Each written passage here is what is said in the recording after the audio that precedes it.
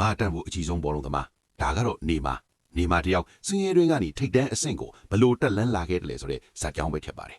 သူကတော့နေမာပါပဲအိုးနေမာကန်တွဲလိုက်ပြီးဂိုးသွားပါပြီသူဖခင်ရဲ့အဆိုအရာတော့နေမာဟာစကတဲ့ကဖျားသခင်ရဲ့ကောင်းကြီးပေးခြင်းကိုခံထားရသူပါ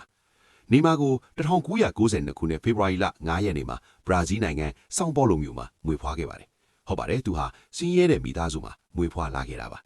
သူဖခင်နေမာစီနီယာဟာအရင်ကဘောလုံးကစားသမားတူဖြစ်ခဲ့ပေမယ့်နှစ်ပေါင်းများစွာအတွင်းပြင်းထန်တဲ့တရားတွေရရှိခဲ့တာကြောင့်အချိန်မတိုင်ခင်အနားယူခဲ့ရပါတယ်အဲ့ဒီအချိန်ကစပြီးနေမာနဲ့သူ့မိသားစုဟာအလွန်နွမ်းပါခဲ့ပြီးတခါတလေဘာမှမရှိခဲ့အထိဖြစ်ခဲ့ရပါတယ်တကယ်တော့အခြေအနေတွေကဘလောက်တောင်ဆိုးဝါးခဲ့တယ်လေဆိုရင်နေမာကသူကြီးပြင်းလာပုံကပတ်သက်ပြီးအကြောင်းအရာလေးတစ်ခုကိုအမြဲပြန်ပြောလို့ရှိပါတယ်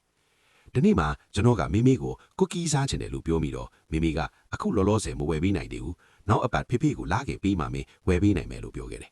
အဲ့ဒီအချိန်မှာကျွန်တော်ကမိမိကိုစိတ်မပူဖို့ဒီနေ့ကျရင်ကျွန်တော်အရန်ချမ်းသာလာပြီးစားချင်တာမှန်တမျှဝယ်စားနိုင်အောင်လုပ်ပေးမယ်လို့ပြန်ပြောခဲ့တယ်လို့သူကဆိုပါတယ်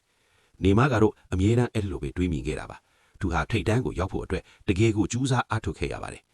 တကယ်တော့နေမဟာသူငယ်စဉ်ကထေခံမကောက်လွတ်မြောက်ခဲ့တဲ့အဖြစ်အပျက်ကိုကြားသိပြီးနောက်မှာသူဟာတနေ့ကျရင်အောင်မြင်မှာပဲဆိုတာကိုသိရှိခဲ့တာပါ